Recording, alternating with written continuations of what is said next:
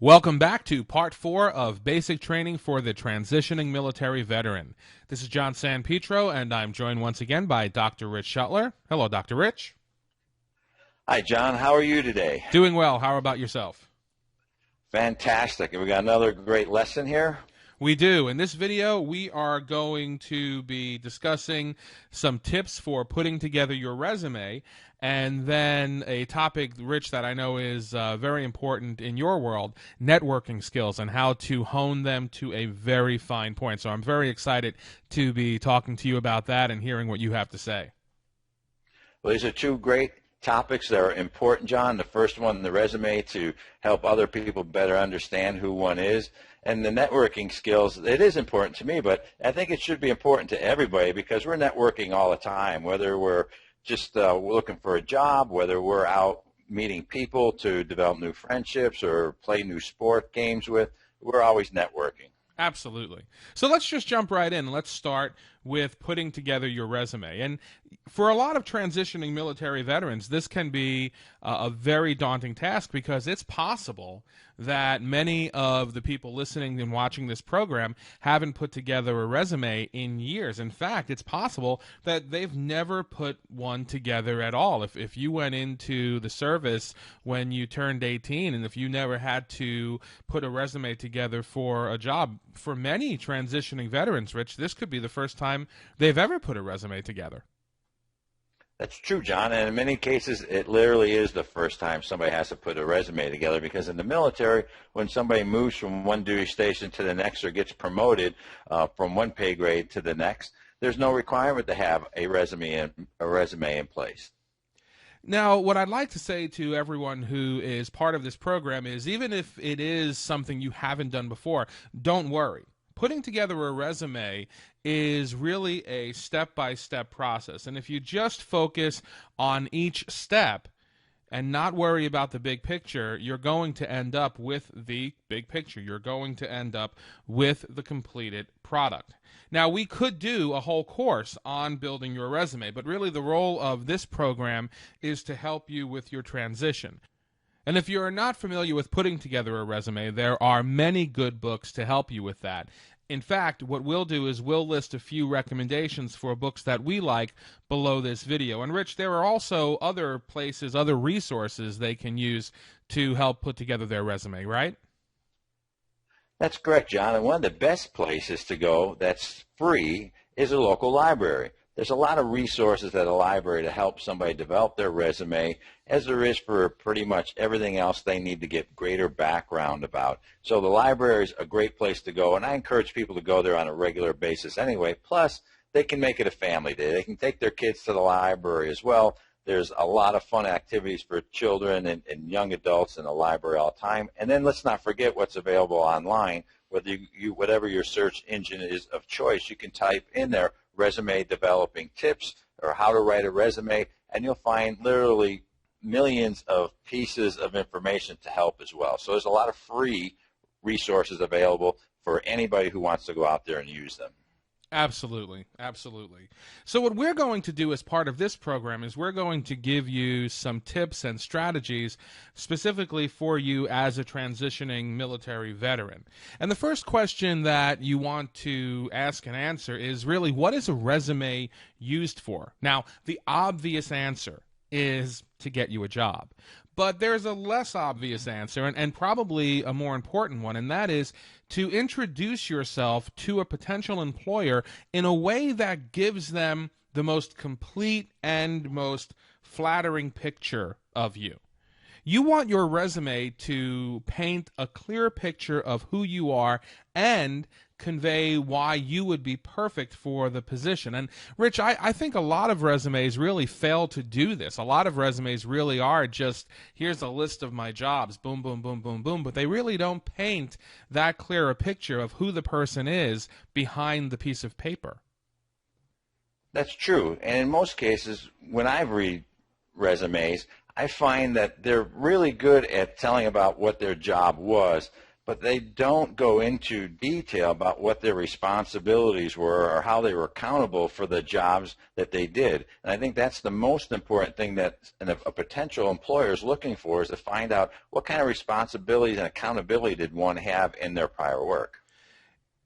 Resumes are basically marketing pieces for a person, and one of the first rules of marketing is that marketing is not about you; it's about the other person. It's about them. It's not about what you did, but what can you do for them. And in the same way, a resume needs to convey not just who you are, but really what are you going to do for that employer, that potential employer. And we're going to talk about different words that you should be looking for and different words you should be avoiding as well. One of the questions that we hear quite often is, should you revise your resume for each job? You know, a lot of people will just send out the same resume for every single job they're applying for, and they may apply for 20 jobs and send out 20 resumes. But the truth is that you really should revise your resume for each job.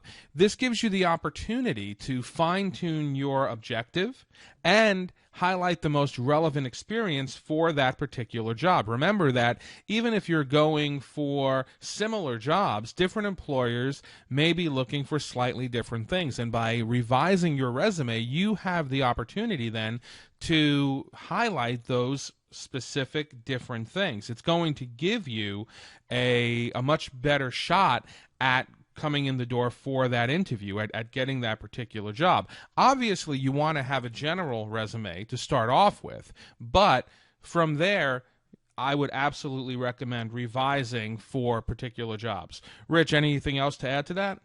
I think what's really important, John, is for everybody to consider when they're applying for each specific job that their resume is addressing what's asked for in that job announcement that they're sending their resume in for.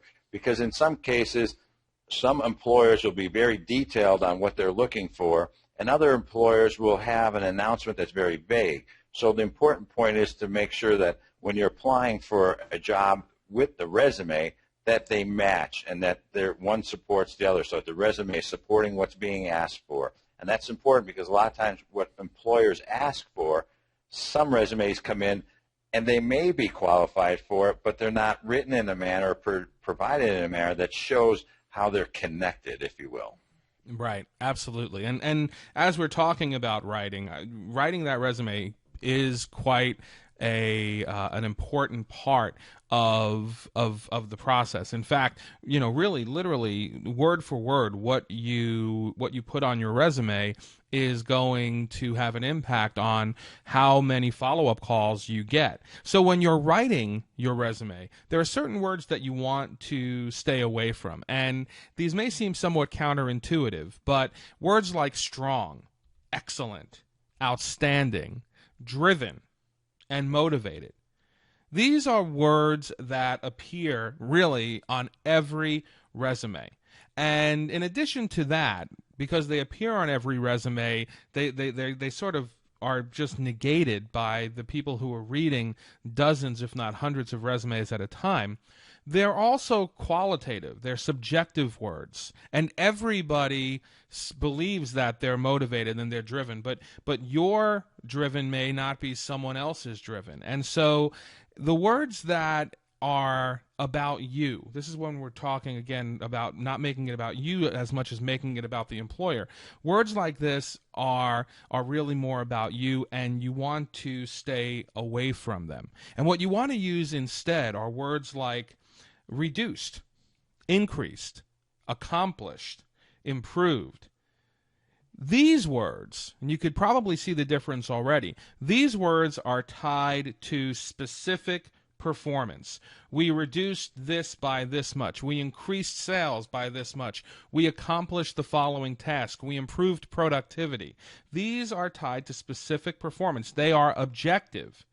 They are indisputable. They are trackable. And these are the types of words and statements that are going to give an employer or a potential employer a much better idea of what you actually have done and what, more importantly, you can do for them. Right, Rich? That's right, John. What you have here with these words, reduced, increased, accomplished, and improved, are quantitative.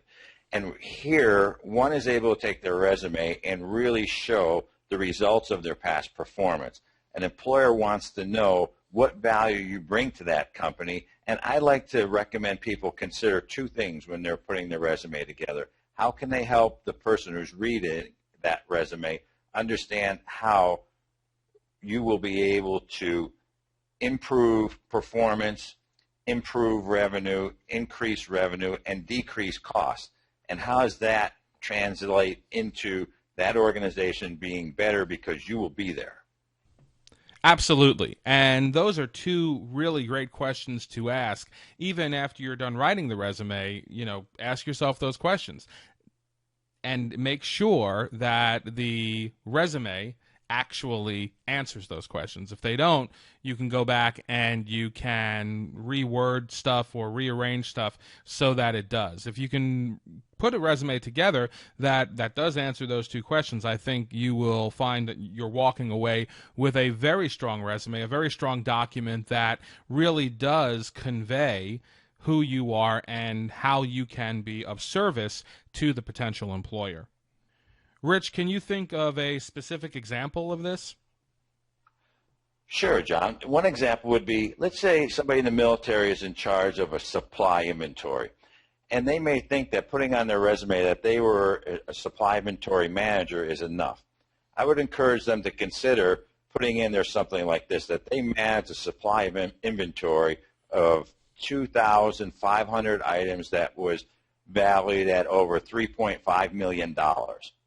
And they manage that with an accuracy rate of 90% or 95%, whatever that percentage was that they maintained their inventory. Because what this does for the potential employers, not only they understand that they manage an inventory, but they get an understanding for what size the inventory was, how much value that was, how accountable they maintain that system.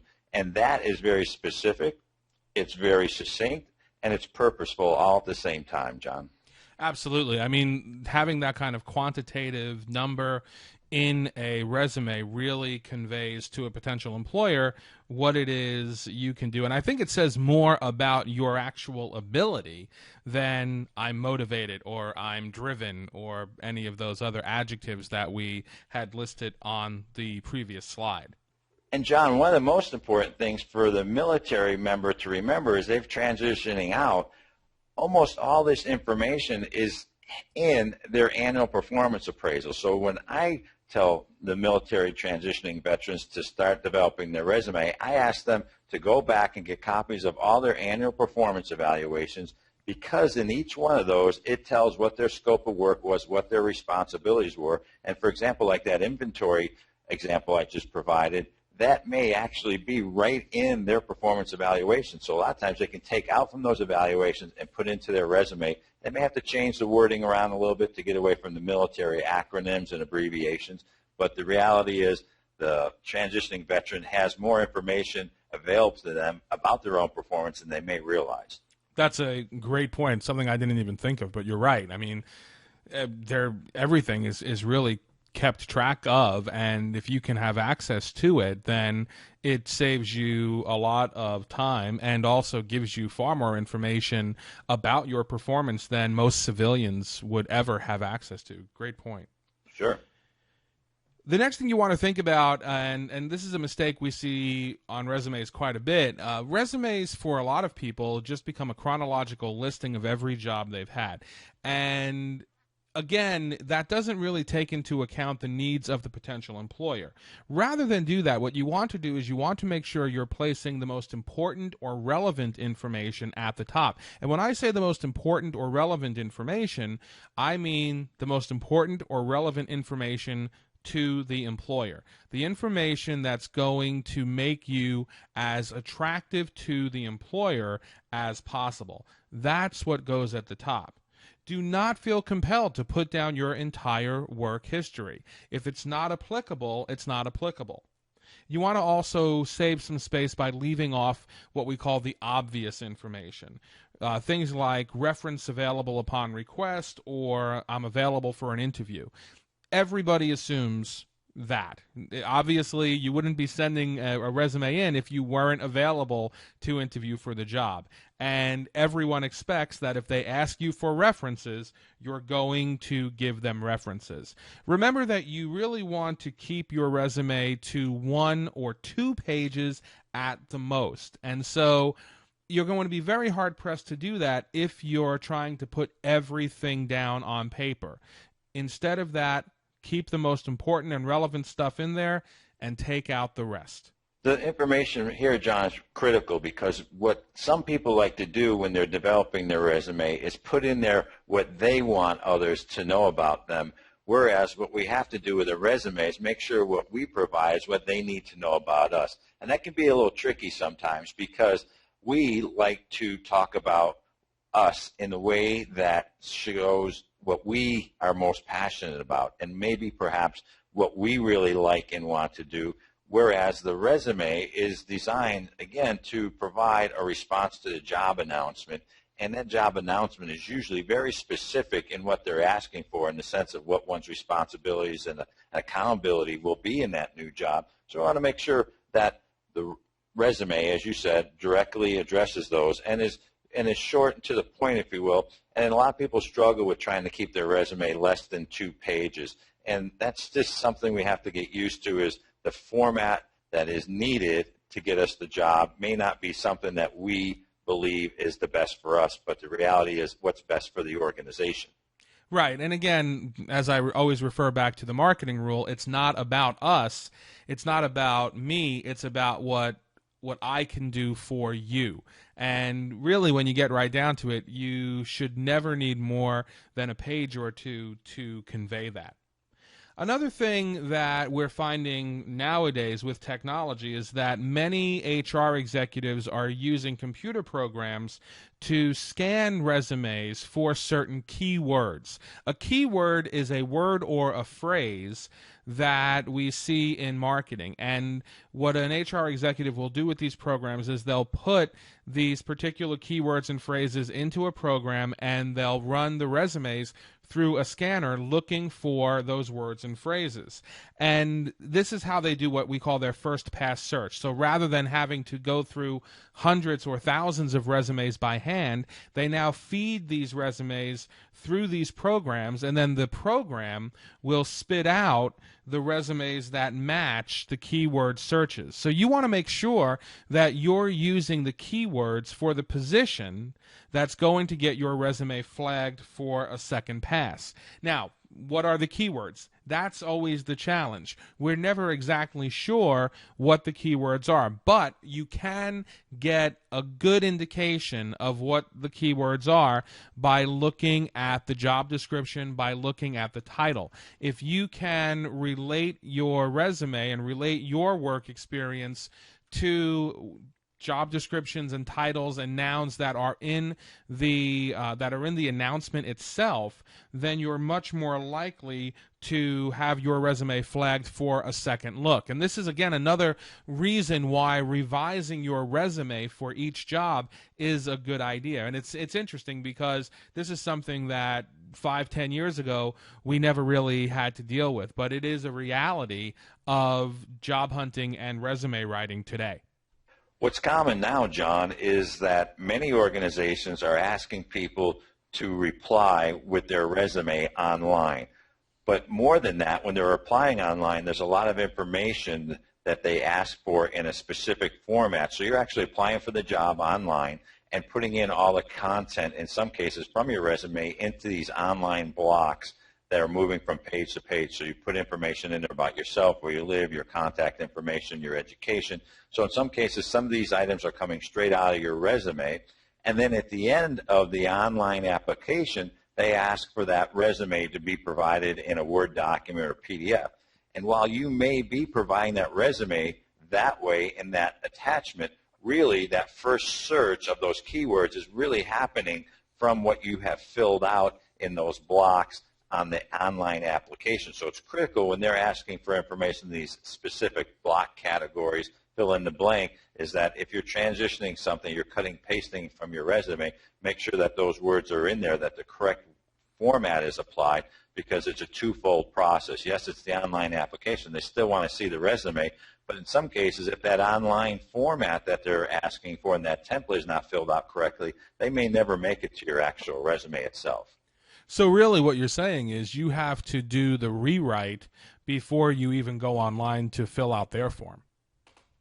That's a good way to look at it, John. And you may look at and say, well, here's my resume, and then you start filling in the online format that they have available for you, and it seems like, well, gee, they're asking me the same thing from my resume, and that could be true. So then you have to cut and paste it into there to be able to move to the end, and it won't let you go to the end to even give you your resume the opportunity to go in until you have every block filled in the way they need it. Interesting. A couple of last tips and strategies having to do with design. You know, this is one of those times when you don't want to get fancy or overly sophisticated with your design. Keep your resume simple and, most importantly, readable. Remember that the person who's looking at your resume is probably looking at dozens, if not hundreds, of resumes at the same time. You also want to make sure that you use a common font.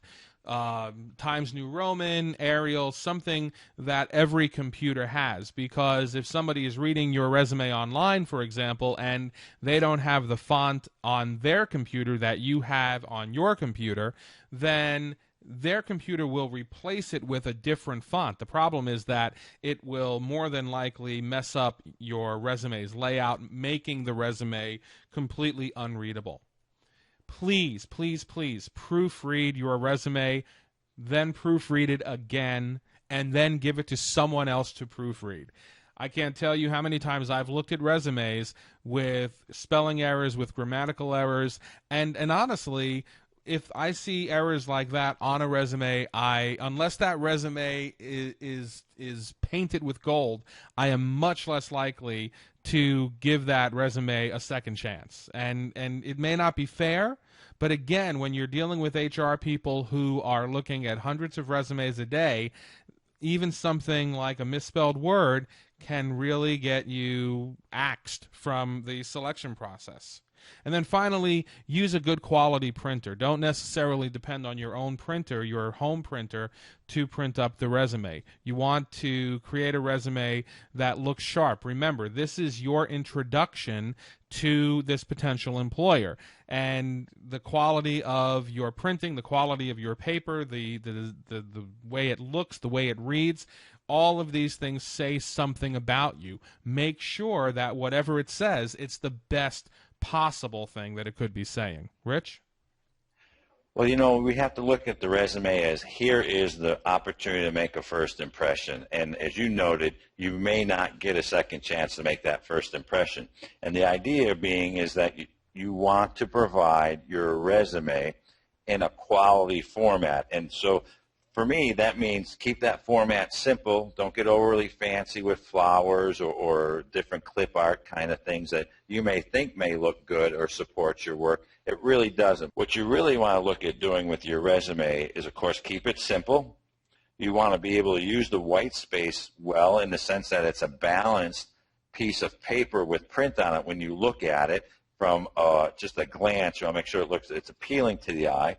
And when you print this, I encourage you to spend a few extra dollars and put it on quality paper. So buy something that's a little thicker, something that's more than just a free ream of paper you got at Office Max because you bought some pens there. Look at this opportunity to make that first impression in a manner that counts. And one thing, John, which a lot of people don't understand is when they mail in their resume, they should never, at least I'm a big believer, you should never fold it in three so that you can fit it into a regular size envelope. My recommendation is get a nice envelope that's 8.5 by 11 that fits your resume in there. Also, you may want to attach a little piece of cardboard in there so it doesn't get bent up when it's being mailed, if you're mailing it through the U.S. Postal System or FedEx or something like that, because you want to make sure that when the person who reads your resume, if it's on paper, this is different than if it's sent as an attachment, but if it's on paper, that they're reading it, doesn't have all these creases in it, doesn't have wrinkles in it from being sent through the U.S. mail, and that is the first impression that needs to be made. And I think that's important for everybody to realize when they send their resume in. It's much like as if you showed up face to face and you had to make that first impression with your smile. You need to be able to make sure your resume does the same in your absence when that shows up and somebody opens that envelope. Absolutely. And also from a strategic point of view, if you're trying to stand out initially from a pile of resumes, imagine most people are sending the resume folded in 3 in that number 10 envelope. Yours comes in an 8.5 by 11 envelope. Just by nature of the size, it's going to stand out and will get a little more attention right at the beginning, which, again, even something as tiny as that can make a really big difference. Now let's move into networking. And we'll start, again, with the very basic question. And Rich, I'm just going to have you answer this question. What is networking? Networking is just about anything that deals with two people interacting with one another, or perhaps even more than two people, could be 3 or 5. But networking to me is when we're talking with other people and starting to develop some sort of relationship, some friendship, and it's a purposeful relationship that you're starting to develop for a reason. So networking can mean that, yes, you literally go to a networking event where there's a lot of business-minded people there, but networking can also be when you meet somebody for the first time and you start to develop some sort of common, outcome, that maybe you enjoy playing sports together, you're having coffee together, you meet a new friend. That can also be considered networking too. So we're going to, in this lesson, help define it, how it can help the transitioning veteran to really move to get the job of their dream, if you will. I think one of the big misconceptions about networking is trying to meet people and focusing on how they can help you. But that's a real mistake, right? I believe so. And in networking, a lot of times it's how we can help them. And that's usually the thing that's lost in some people's minds early on, is that they go to the networking events trying to find either how somebody or how they can help them with their product or service, when reality is if they just develop a relationship and spend time on cultivating a good relationship, then opportunities will come. So why is networking important? Well, obviously, relationships matter. And I think anybody in the military can understand that, because really, when you think about it, during your entire military career, how often did you do something on your own? You were always doing something as part of a team. You were always doing something with a support network. And it was really the fact that you were part of a team that gave you the ability to get the job done. Strength in numbers, right, Rich? That's correct, John. It's that opportunity where people can be together and take that relationship and enrich it by your being there. And in the same way, job hunting is very competitive, and your relationships can really give you a competitive advantage. Those relationships can open doors that really wouldn't be open to you otherwise. A lot of times, John, this networking, as you have just noted, opens doors for it, because often I meet people in situations I never thought I would meet somebody at, that person then referred me to somebody else because they either heard me speak or we were involved in a good conversation, and they referred me or they gave me a number for somebody to contact. So this networking is when you're speaking with people, is to realize that first, there's an opportunity there, and it may not be an immediate opportunity, but it could be a longer time opportunity that's going to come to us later. But everybody gets a chance to see who we are and makes an evaluation of us no matter what we're doing at any kind of event or any kind of location where there's interactions going on. So what we're going to go through with you right now are the 5 steps to successful networking. And if you follow these 5 steps, you're going to develop, cultivate, nurture, and mature several really productive relationships in your professional and quite possibly in your personal life as well. And the first step is really just to get out there and actually network. And again, while this may seem to be a no kidding step, I think, Rich, that this is one of the hardest things for people to do. It is, John, because it's that first step. And for some people, it can be scary to go meet people they never met before. And I understand that because I'm the same way still sometimes. If I don't know somebody where I'm going, I may be a little hesitant or a little shy about going there. How am I going to introduce myself? How am I going to, come across to other people? All these fears, this self-doubt sets in sometimes. And we have to realize that, you just have to go out there and do it. And I have a phrase that goes like this: start acting yourself into a new way of thinking. So this way, in case you're afraid or you're not sure about going somewhere, you lack some self-confidence, just start acting yourself. Go to it, and you're going to find that you're going to have fun. You'll start engaging and talking with people, and then you'll start thinking differently from the event. So, yes, just go out there and get into it. It's like going into the military for the first time or going to a new duty station. We always walk into that situation a little hesitant because we're unsure how it's going to go, but we also know that within a few days we feel comfortable, we've met some people, we've got some new friends, and the transition is that much easier. So this is like transitioning into a new group of people, which we have done over and over and over in our military careers already. So, Rich, can you give the people participating in this program some tips if they're feeling a little unsure about how to get started with networking? What should they do?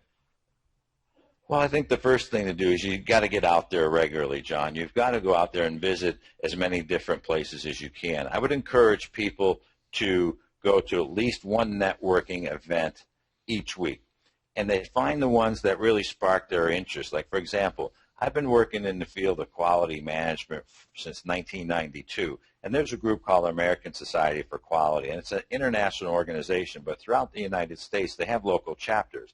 And this is common with large groups like this. And so I find the local chapter meetings and I go there. And the reason I go there to this group of quality people is because we have something in common. I think that's the most important thing in some cases starting out, is go places that you have things in common with other people, because then you're going to feel a little bit more comfortable when you walk in the door, and you can use that as an experience to grow and to develop your own networking skills.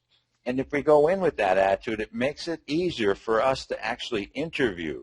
And if we interview people while we're there at these networking functions, it's the way to make networking work, where you actually kind of asking people about who they are, what do they do, what's important to them. And a question I always like to ask at networking events when I meet people is, what's their biggest challenge? Because when I understand what their biggest challenge is, then it allows me the opportunity to see if I can contribute and give something to them. Because when I'm giving something to them, John, then I feel like it's an exchange. I think that's what networking really is. It's an exchange of information. Another way, John, to get involved and get out there in networking is when you find a group that you enjoy being with, is to consider and get involved as a volunteer in one of these organizations. That could be somebody that's in a role such as a vice president or a secretary of the group. It could be somebody who just at the events is a greeter. But the idea being is when you hold a volunteer position, you really get known by more people, if not everybody within that networking group. And that's a great way for you to introduce yourself to everybody in the group. I found that was very insightful for me when somebody says, well, go volunteer and help meet people and greet them at the door. I thought, well, why do they need a greeter at the door? But once I found out that when I became a greeter at the door, I met everybody that walked in that door, and more importantly, from my perspective, they met me. And so when the event really started, I knew everybody, and everybody already had an idea who I was. It made it so much easier for me throughout the rest of the evenings on all those events to just share and get to know people. So there really are a number of ways for you to ease into networking, and it's not a matter of necessarily doing anything that makes you uncomfortable, rather finding the groups that you're most interested in and just laying back and kind of absorbing the atmosphere, noticing the tone, noticing the attitude, and feeling comfortable with it. And then for the organizations that you really feel a connection to, you can elevate your involvement even more and your visibility within those organizations even more by volunteering. And I love that story, Rich, about being a greeter at the door. What a great way to meet everybody who's coming into the room. And that's done well for me because ever since then, now when I go to events, I always place myself early in the evening or early in the afternoon, depending on when the event is, near the door. So as people come in, I can be there and say, hi, how are you? I'm Rich Shuttler. How can I help you, if you will?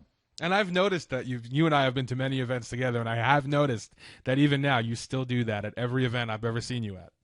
Sure, sure. That's how you get to meet people. Yep. So that's step one, get out there and network. Now, step two is to interview the people you meet. And I have the word interview in quotes because I think, again, a lot of people think that when they're networking, when they're at a networking function, they're really there to tell the people they meet all about themselves. But honestly, the opposite is true. You're there to find out more about the people that you're meeting, because remember, it's not about you, it's about them. It's about how you can help them, how you can serve them. And the only way to do that is to interview them. So, Rich, this is something that you've taught on quite a bit. What are some tips that you can give for interviewing the people that you meet at a networking function?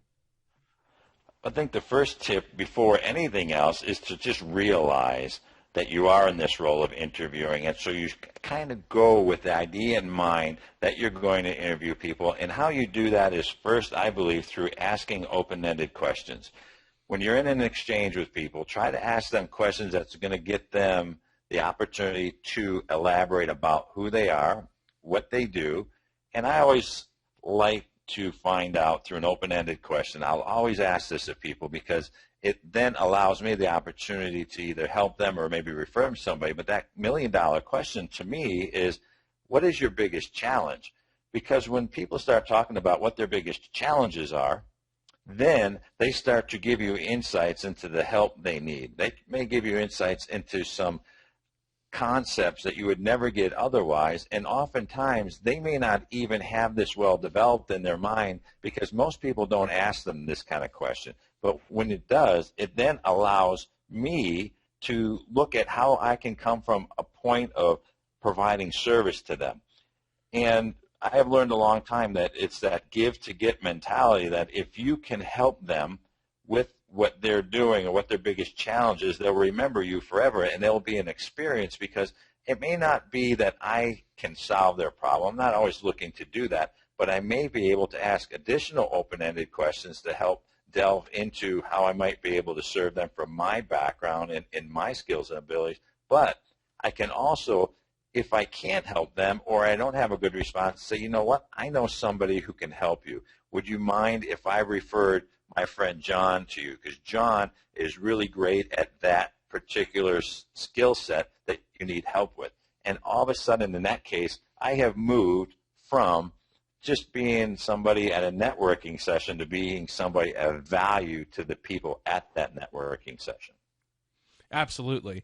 Now, just to be clear, it's not like you would walk up to someone and say, hi, I'm Dr. Rich Shuttler. What's your biggest challenge? It's a question you kind of work up to in conversation, right?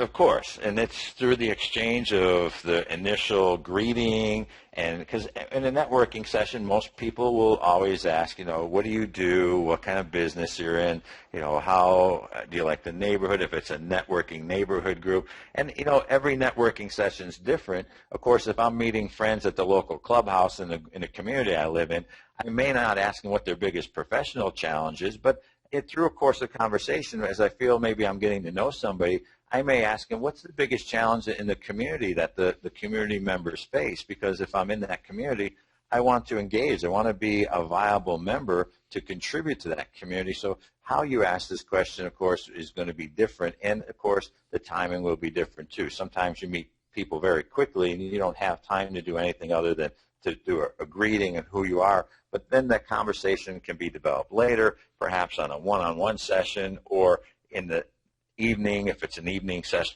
maybe after the dinner, or other opportunities. Perhaps it may be on a second or third visit even, John.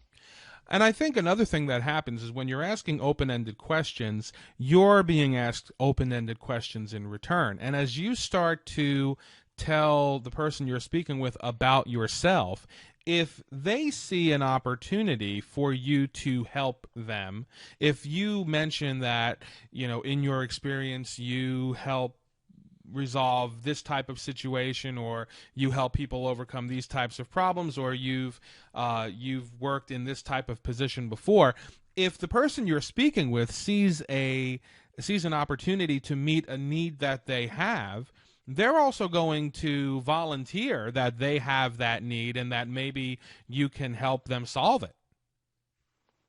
That's true, John. And most people go to a networking session, they're going to be there particularly to engage with other people, meet some new people. Maybe it's to develop new clients. Maybe it's to find the opportunity on how they can serve. But people tend to go to networking functions to actually exchange information and ideas with one another. And I have just found I get more success and I get more self-gratitude out of going to these events when I have a purposeful plan on how I will approach the people I meet at each particular session. And I find through repetition, if I approach everybody the same way, that it's a much more richer experience for me. And I also believe that I tend to give more value then because I go in there with a purposeful plan on how I'm going to interact and act within each networking group. So once you've done this, once you have gone to the networking session, you're now interviewing people. Obviously, you can't expect everything to happen at that one function. Remember that this is just the initial meeting. So step 3 in this process is to exchange contact information. And if you have had a conversation whereby you've identified a need that perhaps you can help them out with, as Rich illustrated, then you can say, listen, I think I know someone, or I think I have a way that I have an idea that might be helpful to you, or I think I know how we can resolve that. What I'd like to do is, why don't we get together next week, or why don't we get together tomorrow? Whatever you're doing, whatever you're saying, what you're basically doing is you're setting up the follow-up. And so to do that, you have to exchange contact information with the other person. Rich, do you recommend having a business card so that you can just exchange that information very easily? Well, a business card, of course, is a great tool, John, and it is a tool for a specific purpose to provide that preliminary information back and forth. A business card, in some cases, is the right tool. Other times, you may need something else. Depending on your groups, if you're going to bigger groups, you may want to have a media kit or portfolio. So it depends on what's going on, but most of these typical networking functions, the business card is the ideal vehicle of communication after the event. And what I like to do personally on a business card, when somebody gives me their business card, is if I'm going to meet 5, 10, 20 or more people through a couple-hour session, I would like to know and remember that person specifically. So I like to turn their business card over when I get it, and when I'm done with the conversation, write on the back the specific 2 or 3 thoughts that'll jog my memory about this person I met, because if I meet 10 people inside an hour or two, I may not be able to recall every conversation I had with each person. So that business card becomes also a tool when I get theirs to be able to help me recall the conversation. Absolutely. If I mean, I have a whole collection of business cards from people I've met over the years, and if you look at just about every one of them, you flip it over on the back, you'll see my handwriting with a couple of bullet points, because really, if I'm meeting even 5 or 6 people the next day, I don't trust myself to remember every detail about every person. And even forgetting that one important detail can be the difference between achieving a real key contact and a real quality relationship versus, not. That's true, John, and I always go with the intention that it's not my goal to get everybody's business card while I'm there. My intention is to get involved in a few good dialogues, a couple great conversations with a few people who I hit it off well with, or who I could help, or perhaps who can help me, if you will. But Mm-mm. you don't have to go to an event and expect that if there's 50 people there that you have to walk out with 50 business cards and leave 50 business cards. Absolutely. I mean, it really is.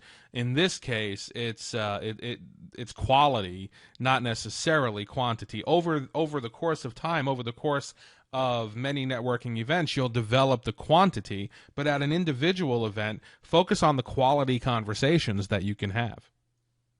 That's true, and I think that quality conversation should always start with a great handshake, or a great introduction. If handshaking is not appropriate for the situation. But the idea being is that in the exchange of information, again, that exchange begins with that first impression, much like that resume. Here you've got that face-to-face interaction, and that exchange of initial information is critical. Now, the next step in our 5 steps to successful networking, believe it or not, is a step that a lot of people, this is where a lot of people trip up, and that is in the actual follow-up. After doing all of the work of getting to the event and having the conversations, I'm always amazed by how few people actually follow up and do what they promised they were going to do to move the relationship forward. A lot of people go to these networking events and they talk a lot and they say they're going to do a lot, but they do very little, and that's unfortunate. And the important point here for our listeners is to understand as they're going through this program that it's about their word. If they say they're going to do something, the best thing is just do what you say. And if you tell them you're going to do something within the next few days, do it within the next few days. You don't have to run home that night and get on your computer and send something out, unless, of course, it's critical and you said you were going to do it because they need it right away. But the idea is that if you're in a conversation and you say you're going to do something, then when you get home, just follow up, follow through, and do what you said you're going to do. And strategically, if you know, this is really where the 80-20 rule comes in. If you know that 80% of the people who make contact with a person at a networking event never follow up, just by virtue of the fact that you do, you will automatically rise into the top 20%. Just by doing what you said you were going to do, you are dramatically increasing your chances of developing a quality relationship that can pay off great dividends later on. Absolutely follow up. As Rich said, follow up when you said you were going to follow up with what you said you were going to follow up with. Always deliver, always be of service in the way that you promised to be of service. And then don't be afraid to follow up again. This is a process. A good relationship, like any good relationship, isn't solidified over 1 or 2 meetings or 1 or 2 conversations. A good relationship takes time. You have to nurture it. It has to mature. It has to develop. And if you're just expecting, I don't know, something dramatic after 1 or 2 meetings, that's probably an unrealistic expectation, right, Rich? That's true. And I think here we just have to look at what was the conversation about when we were meeting the people in the exchange of information. If, for example, last night I was in a networking group of about 40 people. Out of those 40 people, I received business cards from 15 of those people. Out of those 15 people, they all asked me if I would send them something because it's the topic I talked about, a worksheet on how to solve problems. So what I did is today I took their business cards, I put them into my emailing list, I then emailed them all the piece of paper, the form that I said I would do. So I did that within basically 24 hours because that's what I said I would do. So now what I will do is with a few of them, I will follow up with them in the next couple of days and said, you know, I appreciate the opportunity, the interest in my format, in my worksheet that I had. Is there anything else I can do for you? Because what first I want to be able to do is, 1, make sure they received it, and 2, if they have any questions about it or an opportunity for me to be able to help them even more, then I'll be able to do that and identify that in that conversation. So the follow-up, again, could mean anything based on the situation that occurred, and it could mean nothing more than if you sent something to somebody because you said you would, is to later get on the telephone within maybe 24, 48 hours and say, look, I'm just checking to make sure you got my information. If you haven't, I want to make sure I get it to you. And so if you don't hear from somebody right away, it could be because they're busy, but the onus is on the person making the commitment to provide something. So the follow-up and the follow-up again is important, and that helps just come from the developing a relationship as you would do with anybody else. So, some important things to remember. Networking, as we've said, is a process. And you want to think of networking both in terms of quality and quantity. At individual networking events, don't focus on meeting everybody in the room. If you can target particular people, if you know who's coming in advance, and you can target particular people that you want to meet that you think would be valuable to you, go with that. If you don't know who's going to be there in advance, then just start having quality conversations. But don't feel like you have to rush from conversation to conversation. The quantity of the relationships will come over time. As you attend more and more networking events, you will build up more and more relationships. And that's important because you never know which of these relationships you're developing is going to be the one that pays off. And more often than not, it's usually the one you would never expect it to be. Also, don't be discouraged by closed doors. Don't be discouraged if someone says they're going to follow up with you and they don't. This is just part of the process, and not everyone is going to come through the way you hope that they would. But the worst thing you can do for yourself is let that stop you. Don't let anything stop you. If you follow the steps that we've laid out, ultimately, you're going to develop relationships that absolutely will pay off.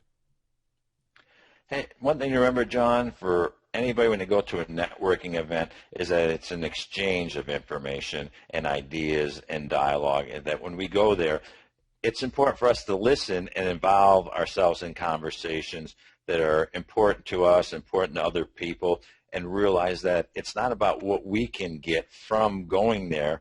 In many cases, it's what we can contribute by being there, which is important. So now that you have all of this information, the next steps we'd like you to take, if you haven't already done so, please begin putting together your resume. Start looking for networking opportunities in your area, and then get out there and start networking. Of course, if you have any questions or challenges, please don't hesitate to contact us at admin@proprogressacademy.com. And when you're ready, you can then proceed to Chapter 5. Rich, as always, it's a pleasure. Thank you so much for being here today. It's my pleasure, John, to be able to contribute to this opportunity to help our veterans who are transitioning back into the civilian sector so that they can be even more successful than they ever thought possible. Absolutely. Thank you all for being part of this program, and we'll see you in the next video.